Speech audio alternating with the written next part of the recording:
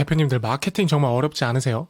예산은 한정적이고 매일같이 시간은 부족한 상황에서 도대체 뭘 해야 가장 효과적일까 고민이 많으실 텐데요. 이럴 때 굉장히 도움이 되는 것이 다른 잘 나가는 브랜드들이나 쇼핑몰들은 어떤 마케팅으로 성과를 내고 있는지 참고하는 거겠죠. 저는 작년까지 IM샵이라는 셀렉샵에서 마케팅 팀장으로 근무를 했었는데요. 대기업을 제외하면 매출 규모가 가장 큰 편에 속하던 곳에서 회사의 예산과 권한을 활용해 정말 다양한 마케팅을 시도해 볼 수 있었습니다. 오늘은 그 경험을 바탕으로 저희 팀이 실제로 활용했던 마케팅 방법 중 가장 효율적이었던 것들만 추려서 말씀드리려고 합니다. 영상 끝까지 보시면 대표님 브랜드에도 바로 적용할 수 있는 실질적인 팁들을 얻어가실 수 있을 거예요. 우선 인스타그램에 대해 말씀드릴게요. 제가 당시에 인스타그램 계정을 12개 정도 관리했었어요. 본 계정부터 저희가 유통하던 브랜드 계정들, 오프라인 매장별 계정들 다 합쳐서요. 그리고 정말 다양한 콘텐츠들을 기획하고 제작하고 업로드 해봤는데요.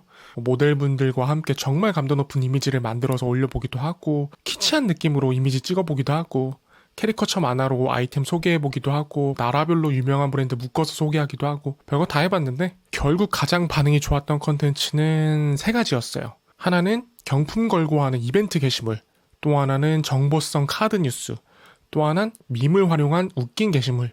우선 경품 이벤트는 정말 효과가 확실합니다. 저희가 했던 건 팔로우 하시고 댓글에 친구 태그하면 300만원짜리 빈티지 까르띠에 시계를 드립니다 같은 이벤트를 진행했었고요. 한 번 진행할 때마다 팔로워가 몇백, 몇천 명씩 늘었고 댓글도 폭발적이었던 기억이 있습니다. 그래서 대표님들도 이번에 뭔가 새로운 상품을 출시한다거나 순간적으로 폭발적인 트래픽이 필요하다라고 하면 이 경품 이벤트를 진행해 보시는 게 진짜 좋긴 합니다. 다만 주의하실 것이요. 이런 이벤트를 통해 유입된 팔로워들은 사실 충성도가 낮고 실속이 떨어질 수밖에 없어요. 우리가 좋아서 팔로우한 게 아니라 경품 보고 한 거니까요. 우리의 다른 컨텐츠에는 관심도 없고 나중 되면 팔로워 끊어버리기도 하거든요. 그래서 이 순간적으로 폭발하는 트래픽이 확 사그라들기 전에 후속 작업이 필요합니다. 이벤트 직후에 이벤트 참여했는데 이제 경품 못 받으신 분들이 있잖아요. 그분들에게 따로 DM으로 쿠폰 코드를 드린다거나 적립금을 드린다거나 해서 최대한 구매 전환을 유도를 할 필요가 있습니다. 그리고 두 번째로 좋았던 것이 이 정보성 카드 뉴스입니다. 이런 거 많이 보셨을 텐데요. 이미지 안에 정보를 넣어서 슬라이드 넘기면서 볼 수 있는 형태.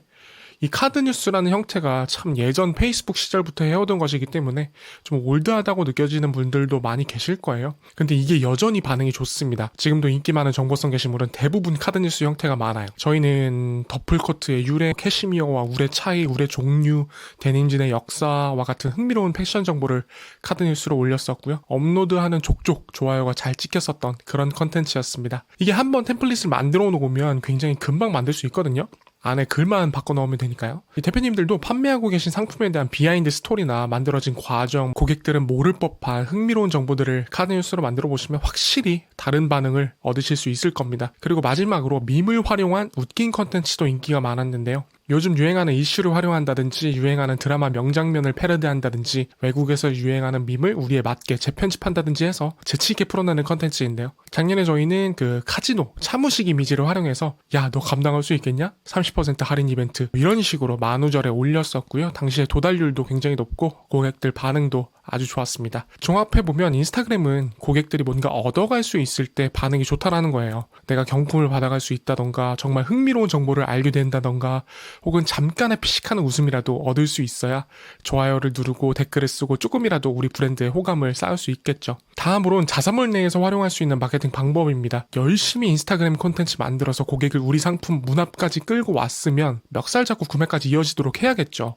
이 자사몰도 디자인과 진열, 구매 과정을 어떻게 구성해 놓느냐에 따라서 구매 전환율이 확연히 달라지거든요. 당시 저희가 가장 중요하게 생각했던 건 주력 상품을 자사몰 메인 혹은 최상단에 배치하는 것이었습니다. 너무 중요한 상품이다 라고 하면 심지어 그 상품만을 위한 카테고리를 따로 생성을 해서 보통 뉴, 아우터, 팬츠 이렇게 있다고 하면은 그 위에 이렇게 카테고리를 만들어 놔서 배치를 해 놓기도 했습니다. 근데 이렇게 들었을 땐 되게 기본적이고 별거 아닌 것처럼 느껴지잖아요. 근데 제가 요즘 컨설팅을 하러 다니다 보면요. 이게 지켜지는 것이 거의 없어요. 처음에 상품 등록하실 때 세팅하고 끝. 이런 것이 대부분이에요. 아니, 판매 추이를 좀 보시고 얘가 좀 잘 팔린다 싶으면은 바로 걔를 최상단에 배치하고 메인에다 배치하고 걔 위주로 광고도 돌리고 인스타도 올리고 해야 되는데 그냥 처음에 신규 등록하시고 끝. 그리고 잘 팔려라, 잘 팔리겠거니, 기도 메타. 이러면 안 돼요. 계속해서 판매량을 보면서 잘 팔리는 것들은 위로 올려주고 적극적으로 고객들에게 노출을 해줘야죠. 영상 보시고 계신 대표님들도 한번 자사몰 체크해보세요. 지금 잘 팔리고 있는 상품이나 신상품이 제일 위에 진열이 되어 있는지, 고객이 능동적으로 찾아가는 게 아니라 그냥 그 상품이 지가 알아서 먼저 노출이 돼야 됩니다. 그 다음으로는 네이버 카페를 활용한 마케팅이 있습니다. 저희는 네이버 카페를 활용했지만 다른 커뮤니티 사이트도 괜찮고요. 제가 말하는 건 소위 바이럴이나 침투를 말하는 게 아니라 정식으로 카페 측에 비용을 지불하고 홍보나 광고 활동을 진행한 걸 말씀드리는 겁니다. 배너 광고나 게시물 광고들도 있지만 저희가 많이 했던 건 이 카페 내에서 하는 체험단이었어요. 이 체험단이라는 것이 블로그 체험단도 있고 카페 체험단도 있죠. 네, 둘 다 공통점으로는 네이버에 깔아놓는다는 개념이죠. 이 우리나라 사람들은 보통 네이버에 한 번쯤 검색한 뒤에 구매하시는 분들이 아직까지도 많기 때문에, 그래서 네이버에 우리 브랜드를 검색해 봤는데 리뷰도 없고 실착한 이미지도 없고 실제 사용한 이미지들이 없다? 그러면 이제 구매 의욕이 조금 꺾이거든요.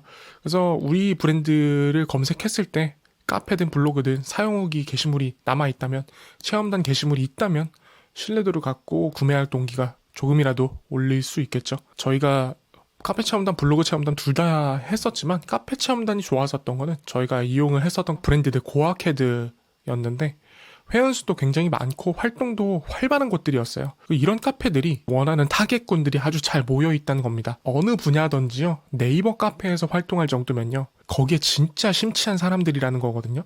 그런 사람들만 모아놓은 카페에서 체험단을 진행하면 이 후기 콘텐츠가 올라왔을 때 조회수도 아주 높고요, 댓글도 되게 많이 달리고 서로 커뮤니케이션도 하시고, 그 반응들을 통해서 저희도 피드백을 얻기가 되게 좋거든요.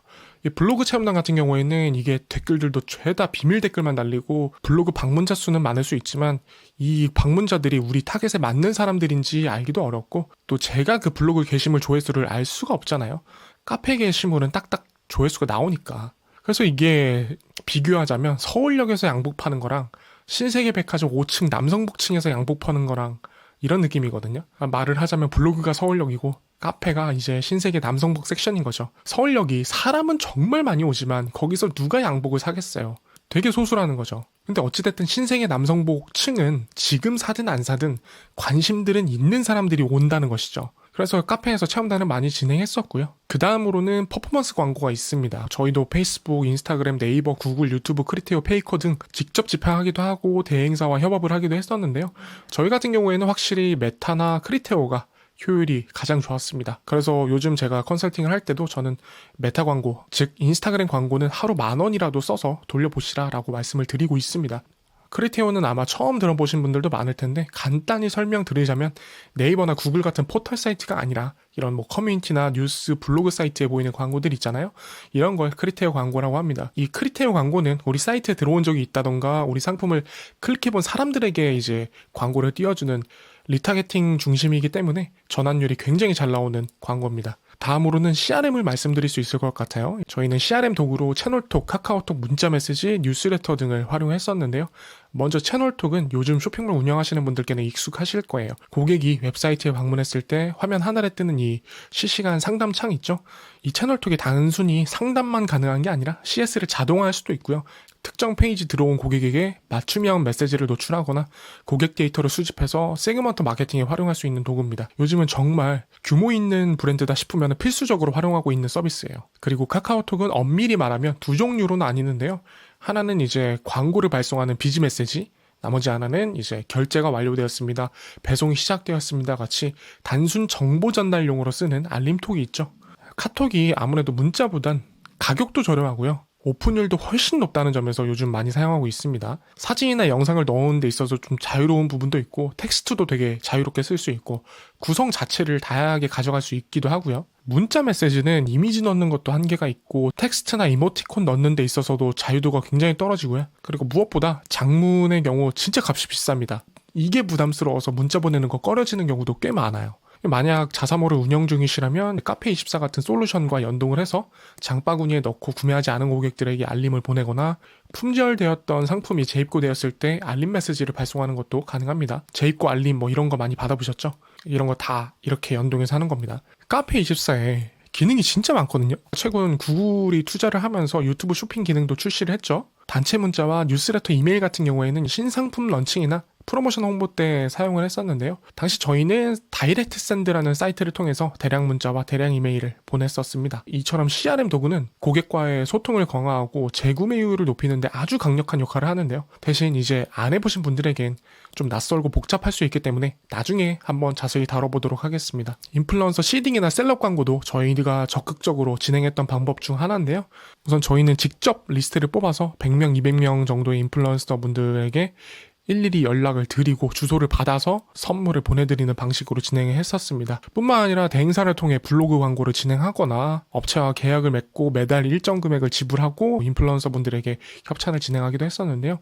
이렇게 다양한 방식으로 콘텐츠를 끊임없이 제작하고 노출시켜서 브랜드 인지도를 높이는 데 집중을 했었습니다. 자, 여기까지 제가 직접 경험했던 마케팅 방법들 중 가장 효과적이었던 것들만 추려서 공유를 해드렸는데요. 사실 이 외에도 정말 다양한 방법들이 있습니다. 예를 들면 입점 플랫폼 내에서 협업을 해서 콘텐츠를 만드든지 기획전을 한다든지 하는 방법이 있고, 보도자료를 배포할 수도 있고, 레플 이벤트 진행할 수도 있고, 팝업 스토어를 개최할 수도 있고, 공동구매를 할 수도 있고, 5개 광고를 진행할 수도 있고, 브랜드가 활용할 수 있는 마케팅 방법은 정말 무궁무진해요. 근데 대표님들 이런 걱정 해보신 적 있지 않으세요? 내가 혹시 중요한 마케팅 방법을 놓치고 있는 건 아닐까? 내가 모르는 무언가가 있진 않을까?